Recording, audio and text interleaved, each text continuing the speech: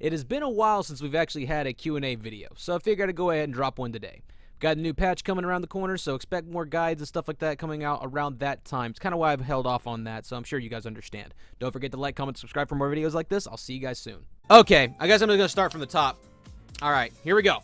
Here we go, chat. Here we go. I guess I could just... Yeah, I'm just going to do it from here. I'm not gonna transition it over to scene. You guys don't really need to see the questions, but I'll read them off. Okay, so first question coming in from Darth Dugans. What was your hardest habit to break to transition from a decent Shoto player to an expert Shoto player? This is actually a very good question. The biggest thing that actually made me transition to be an expert player, like whenever I was like, you know, really competing and doing well, it was honestly just my work ethic and just overall like how I would prep my mentality for whenever it came to competing and stuff like that. See, the thing is, the things I struggled with for the longest time as a competitor was my nerves. Like, I was an extremely nervous player when I was first coming up in Smash 4. And I wasn't even a Shoto main. I actually mained Ryu back then. And whenever I was coming up learning Ryu, learning Captain Falcon, it was all instincts. I had no neutral. All I had was punch. If I hit you, I knew how to kill you. That was it. But I sucked ass whenever it came to, like, you know, players who were good at getting around my linear style back then. Not only that, anytime like I would actually start playing against good players, I'd get super shaky. I was a mess, guys. I really was. I could not...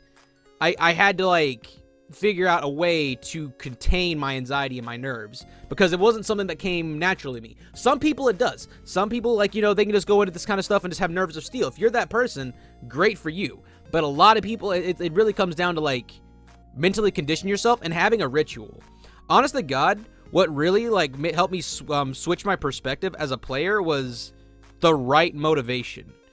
Which, for me, my motivation when Ultimate came out, because by the end of Smash 4, I hated the game. I literally said if Ryu or Ken was anything like he was in Smash 4, I 110% was not going to main him, and I meant that. What I ended up doing was I saw Ken, and I was like, holy shit, he can actually play footsies. Oh my god, he can, like, actually play Street Fighter neutral. He's really fucking cool. And then whenever I started, like, really diving into the character and started labbing him, because I got obsessed, I really did. What I ended up doing was... How do I put this? I just lost my thought. Holy shit. What I ended up doing was I got mad, dude. I got really upset with, like, how everyone was super underrating pre-patch Ken, even though he had all this cool stuff. And everyone was, like, still, like, looking at him from the point, like, from the eyes of, like, what Smash 4 Ryu was, which was just not the way of looking at the character. So I got determined to prove everybody wrong about the character when they were saying he was low tier. I was like, no, I absolutely know this character is a top tier, no doubt whatsoever. So, like, that's kind of where it all started. It's kind of where it all started, and then after that, I started, like, focusing on, like, just my local scene and shit like that, and I would study... Like, for weeklies, I'd study a week in advance for, like, the top 5. Because I knew that I would make it to top 5.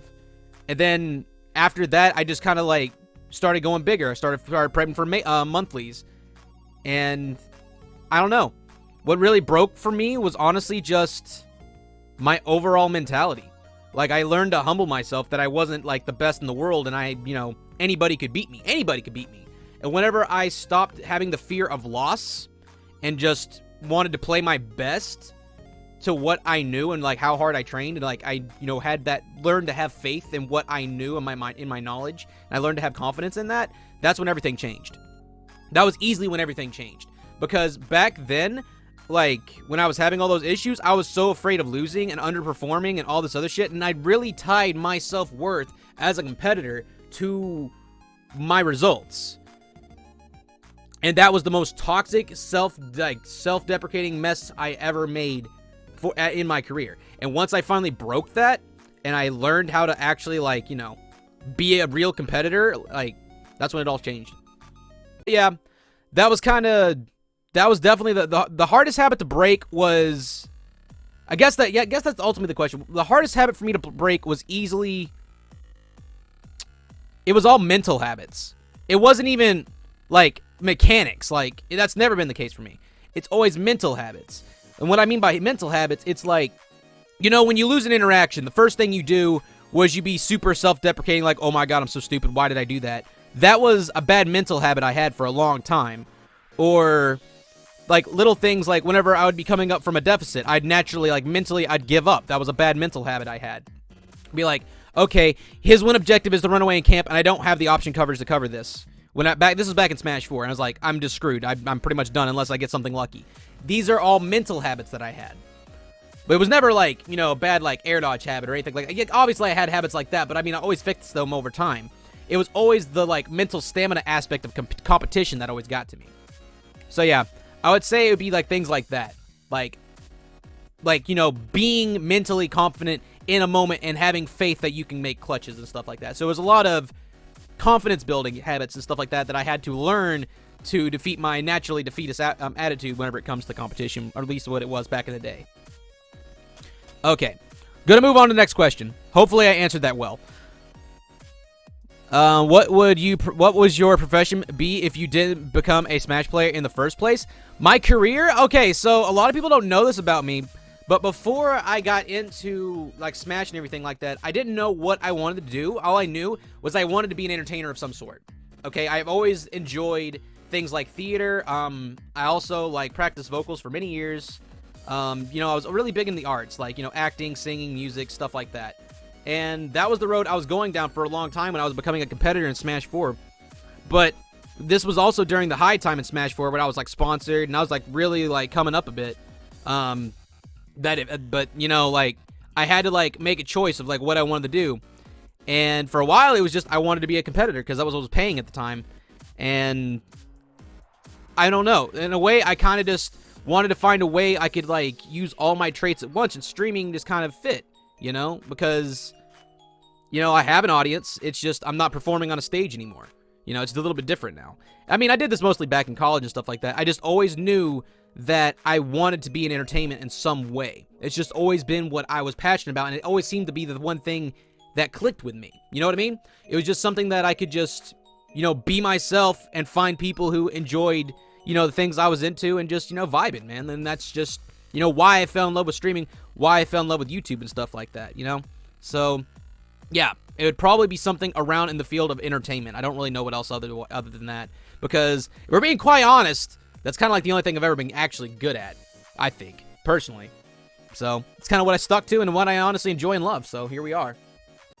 Did I play anyone before Ryu in Smash 4, Ronin? Yes. I played Falcon, and I was a Falcon Luigi main, dude. I was the scumbag pre-patch Luigi main, dude. You think this Luigi was bullshit? You guys don't know about, like, I honest to God think even back when pre-patch Diddy was happening, I think that pre-patch Luigi stomped his ass, unless you were, like, redacted back then. Bro, I was the biggest scumbag down throw, down B hoe ass motherfucker out there. I was no neutral ass. I'm going to grab and kill you. That's literally all I did. Like, he had like guaranteed no matter what, you get killed at like, you get carried to like 80 and then like down throw, down beat and you're dead. 2 interactions and you're dead. That's it. I was such a scumbag, chat. I was such a scumbag. What do you think you want to do in the future with Twitch? Honestly, man, I'm still working on it. I'm not gonna lie, I'm kind of just feeling this out because I'm not gonna act like I know what the fuck I'm doing with this, guys. I don't. I'm kind of just free-flowing it and doing what, you know, I feel like doing in the moment and seeing where it goes. So far, it's been working, but eventually, I really would like to make Twitch my job. But just kind of like give you guys a little bit of insight, like, you know, how I'm able to do this. It's because I'm balancing multiple platforms right now. You know, I've got Twitch, I've got YouTube, you know, I have Twitter for like, you know, advertising and stuff like that. And honestly, what's really holding me up right now is coaching. Like, when you're a small content creator, you kind of have to have multiple avenues to like, you know, pull from, because I'm not a big guy, you know, at least not yet. So that's like the only way you can kind of make it sustainable. So yeah, that's kind of like what it is right now. And I guess what my goals are is just to slowly build it over time and just learn to be a better streamer. Just simple as that. I just want to learn to be a better entertainer. That's like my only goal at this moment. Okay, let's see. Let's what our next question is here. I know Ryu's neutral is good, but what makes it good? what makes Ryu's neutral good? Pretty much because it's perfectly well-rounded, and he doesn't really necessarily have any weaknesses that he can't cover in neutral. Amazing projectile, like a top-tier projectile. Amazing footsies and ground game, micro-spacing options, and arguably some of the best parry options in the game because of how good his options out of parry are. Okay, so, like, you put that on a character, and it literally comes down to how good the player is and how well they understand the character. And literally, he can play neutral on any character in the game. I don't care what top tier you throw up against Ryu. I think he can take them in neutral. But, like, where Ryu struggles is mainly whenever it comes to... SDI definitely hurts him a lot. His damage output and stuff like that. And the thing is, he has to, like, constantly win neutral over and over again. He's not someone who can, like, win 2 interactions and just delete you. You know? He kind of has to, like, outplay you in a game where it's super easy to cheese him and just destroy him because of how heavy he is. So, I still think that Ryu's like a high tier, though. I don't really know, like, right now, I don't really want to think about, like, you know, where the meta is. Like, Wi-Fi meta, I'm not interested in it. But offline, I think that Ryu is much better than what people think. Okay, projectiles, let's see. What else? What other questions we got here? Dude, Ronin's Luigi? Dude, my Luigi was toxic, bro. Ronin, pick up Luigi again? Let's see it? No. No, I'm good. I'm good. I am not interested. I love Luigi, don't get me wrong. But I'm not interested in this Luigi. Not interested in the stigma that comes with him either. So what you're saying is Ronin X is pretty cool, dude? I try to be a pretty cool, dude. It's kind of like comes with the profession, I think. But I don't really know. I'm just me. What are Ken, Ryu, and Terry's worst matchups? Ryu and Ken, I'd probably say something along the lines of, like, Zero Suit. As for Terry, I don't actually know. If we're being completely honest, I don't actually know a matchup that Terry just can't do. Like, I think Terry's just that broken. I actually am on the side of thinking Terry's top tier at this point. And, like, the high end of top tier. I could even see him being top 10. Like, I think he's that dumb. I honest to God think he's that stupid. Bare minimum, top 15. Zero Suit's annoying? Yeah, flip kick's bullshit. Like, makes their disadvantage just absolutely insane. Okay, gonna go back in the Discord. Aside from YouTube and Twitch, do you have another job? No, guys, this is pretty much it. This is pretty much all I do. And, I mean, between students, YouTube, Twitch, editing, all this shit, I'm juggling a lot, so it's pretty much a full-time job. For now. But, I mean, I'm not gonna act like I'm making a killing right now. I'm not really. Like, I'm barely making something around the lines of, like, minimum wage, and it fluctuates depending on, like, you know how traffic works and things like that, on, like, you know, how well I do on Twitch one month or how well I do on YouTube one month. You know, it really honestly comes up to you guys. So, like, that's kind of like what's keeping me floating. But honest to God, the fact that I'm able to coach and people, like, you know, keep coming back for me to be their coach, that's honestly what's making this sustainable for me right now. Let's see. Hey, Ronin, if parry wasn't a universal mechanic in ult, do you want Ryu and Ken to have that instead of focus or nah? Oh, no, dude. I definitely would rather just keep focus. Focus is just too fucking good. If they did not have focus, it would honestly feel like the Shotos are naked without it at this point. I think okay, let's see what else we got here. Was there anything specific that you did to work on your confidence levels to competitive in tournaments?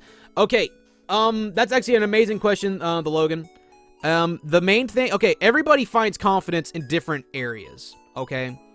Like, but I can tell you how I found mine. The way I found my confidence in Smash was in knowledge, okay?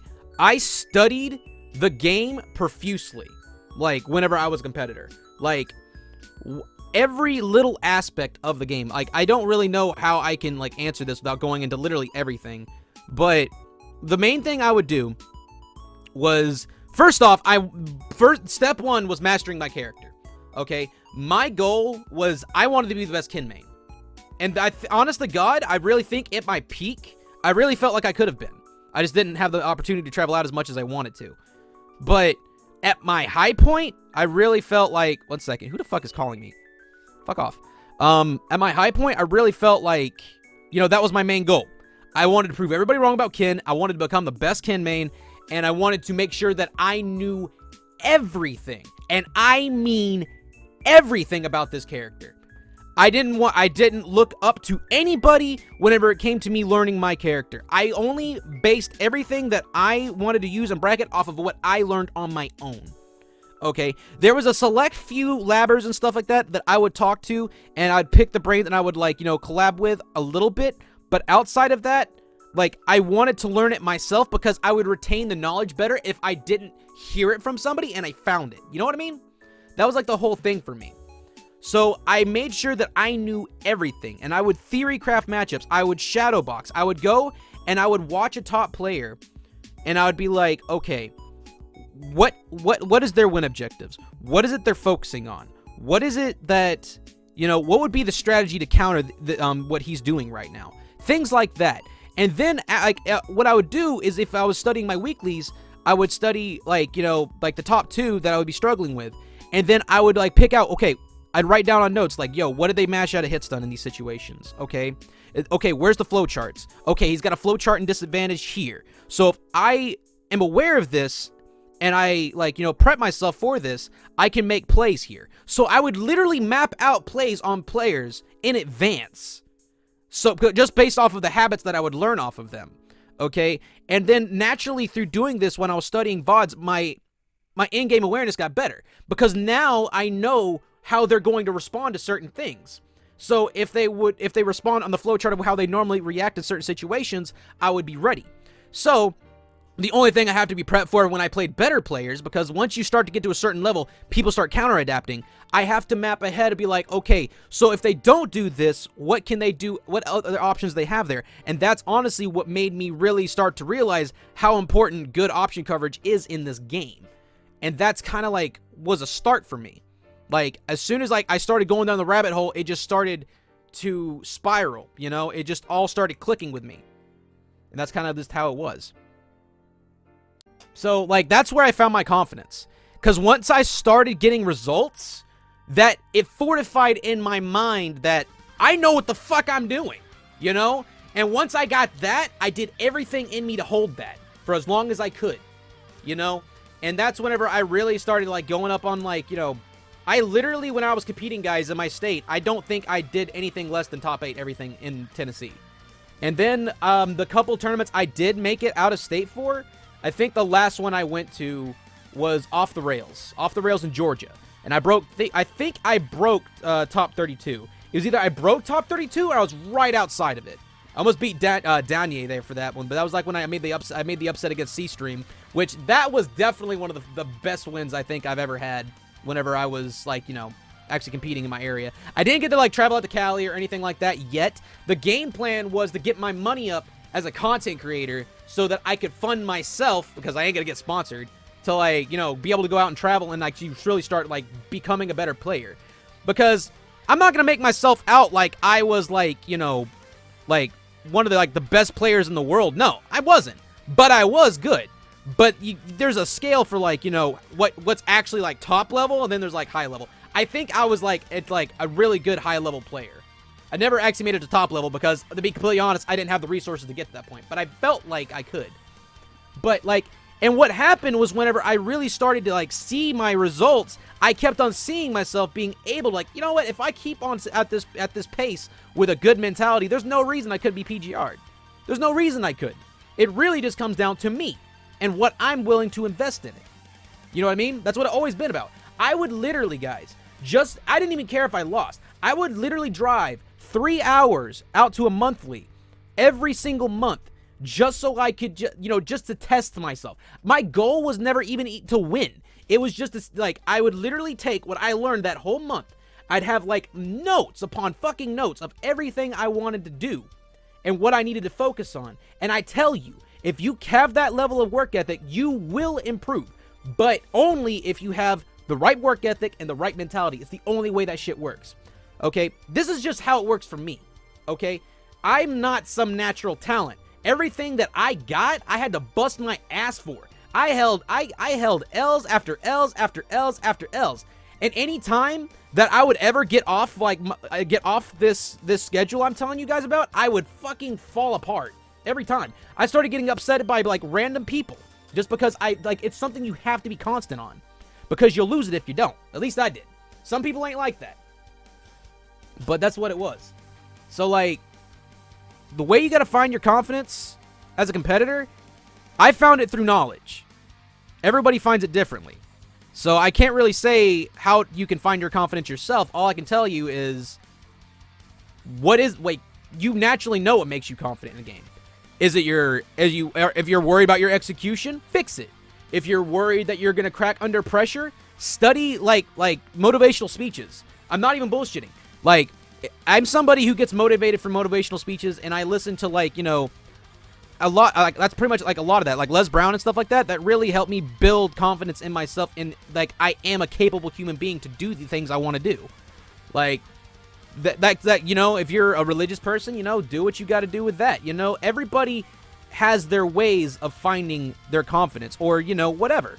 Test yourself, push yourself, prove to yourself that you can fucking do it, and you will. As long as you put forth an effort. If you're working at something and you're getting frustrated, stop for a second, come back to it. All right? Don't make yourself do something that you are not mentally prepared to do, because in the end, you're just going to end up hurting yourself. But yeah, that's because I'm going to tell y'all right now, whenever it came to mentality, that was literally like my demon for my entire early career in Smash 4, and why I fell apart.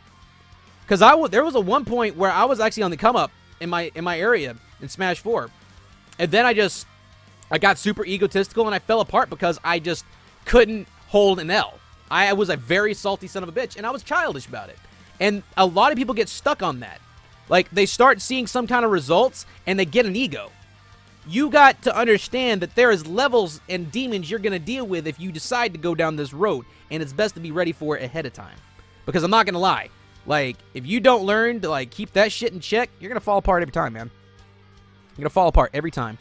Okay, I could literally sit here and rant about this all fucking day. What's the other questions? We got a lot to go through. Aside from YouTube, I already read that. What is your all-time favorite Street Fighter game? And if you've played any other fighting games that are not really new, which ones would they be? For me, it would either be Third Strike or Street Fighter 4. Third Strike, I honest to God, I had a blast learning Third Strike. I love the aesthetic of it. I love the pixel art. I love the character roster. And and then there's Ultra Street Fighter 4, which arguably I think has the best roster that Street Fighter's ever had. Period. But outside of that, I'd have to say one of my other favorite fighting games of all time, and I haven't played it in years, but it still holds up, Virtua Fighter 5. And I know probably none of y'all have ever played that game. But it was, like, the Virtua Fighter series is like the grandfather of 3D fighters. You know, like, there would be no Tekken without Virtua Fighter.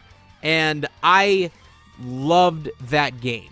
I honest to God think I found, like, a lot of my love for, like, competition from that. Because back in the day, what I ended up doing was I would play in some Xbox Live lobbies, and they would have these, like, super whack, like, bracket, like, tournaments and stuff like that.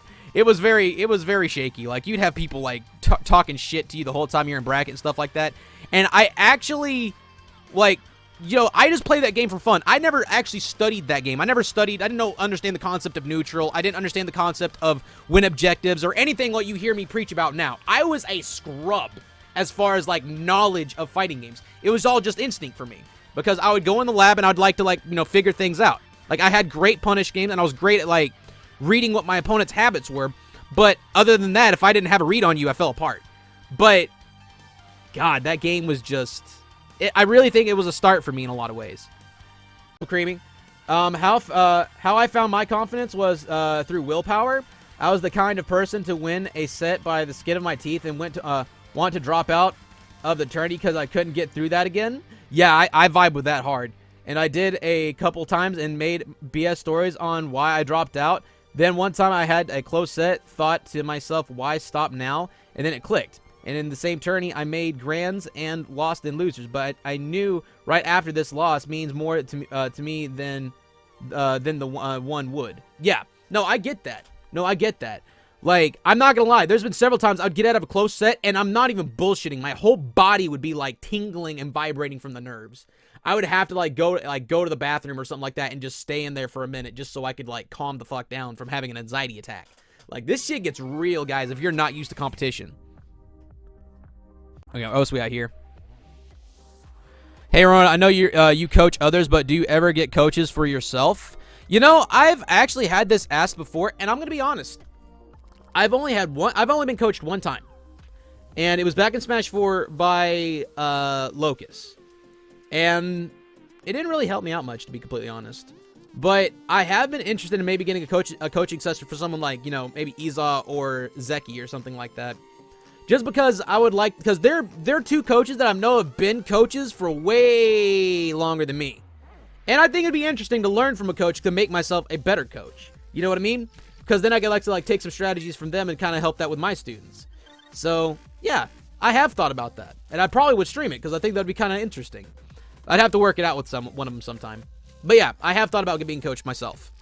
And especially if I ever become a competitor again. Whenever, you know, the world opens back up, because I'm not interested in competing on Wi-Fi even a little bit.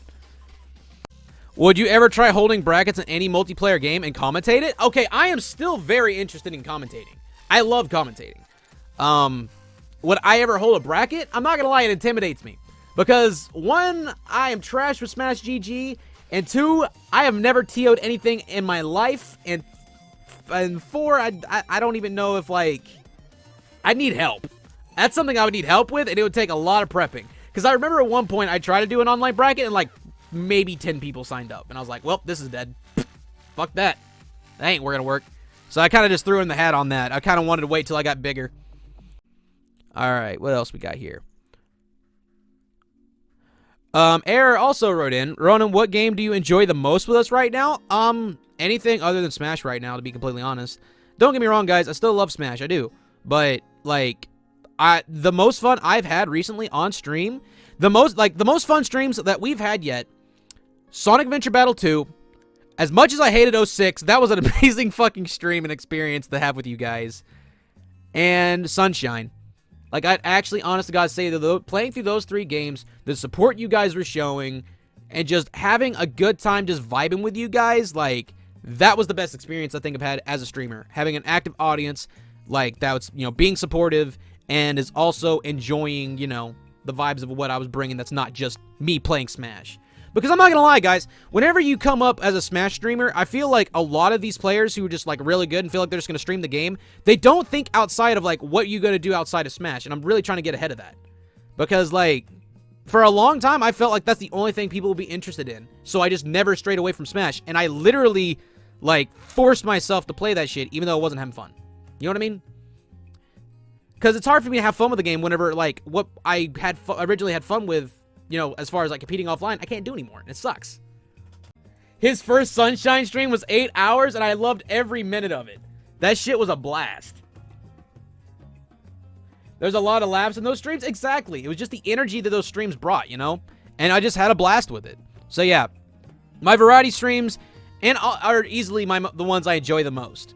And also because it also shows who act like, you know, the fans in the community that actually are interested in, like, you know, me as an entertainer and not just me as a Shoto specialist and as a coach and, you know, just, you know, what I'm mostly known for. It's nice to know that I actually have other people who are interested in watching me for other things. So, yeah.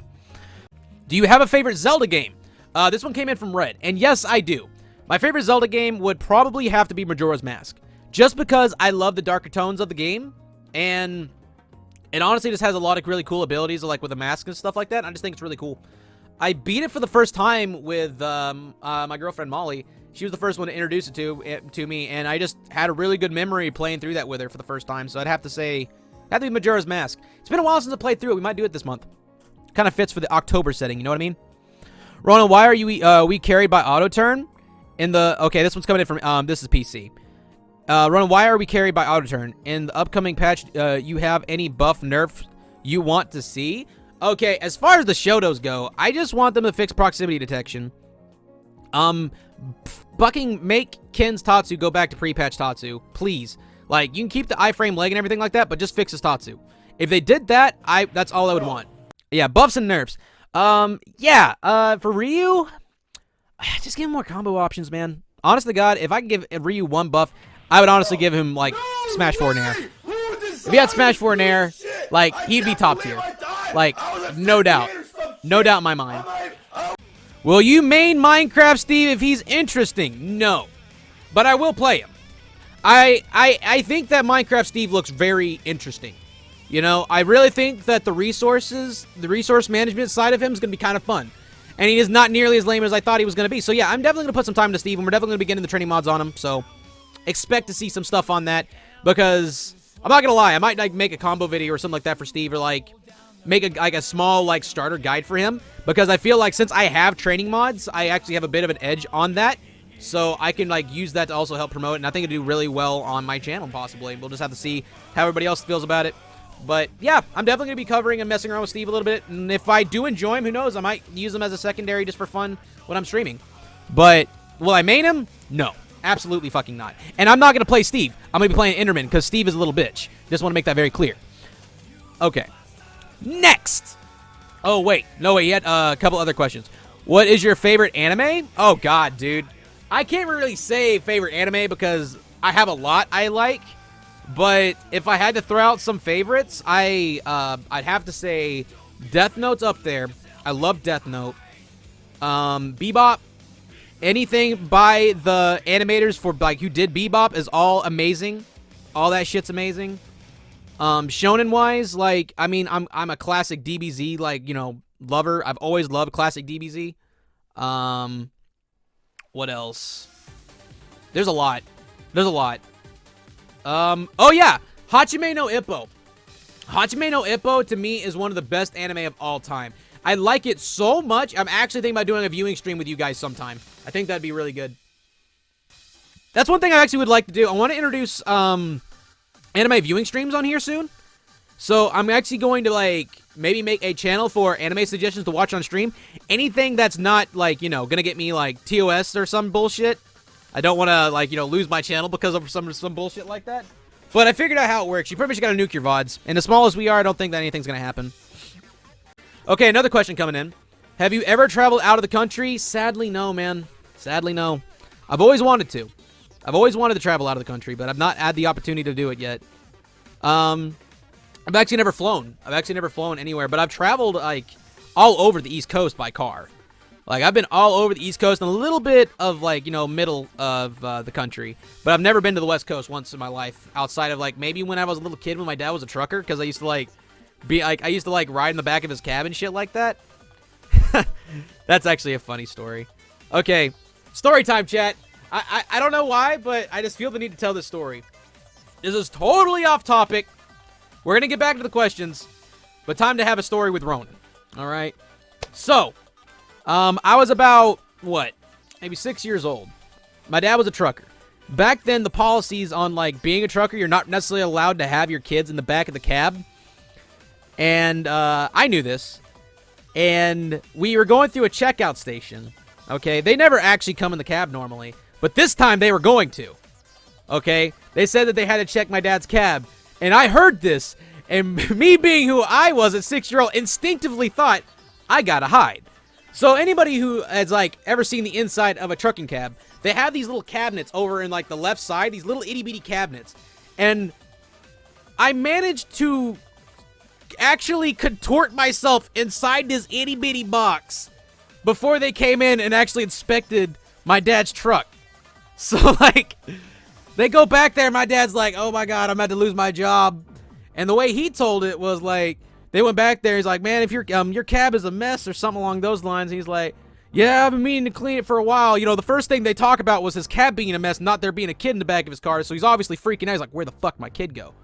And then they leave. We get going down the road. My dad's like, you back there, boy? And me being who I am, like, I'm stuck. I got myself in that itty bitty box, but I couldn't get my little ass out of it. So, like... Yeah, that was fun. He eventually was able to pull me out of there, but yeah. I don't know how I got off on that tangent. But yeah, that shit happened. Okay, story time's over. When's the Sonic 06 highlights? I literally have it, PC. I literally have it on my computer, already chopped up, already edited. I just have not uploaded it yet.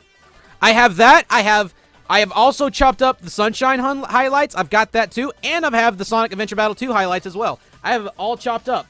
I'm just sitting on it, and I don't know why. I'm just sitting on it.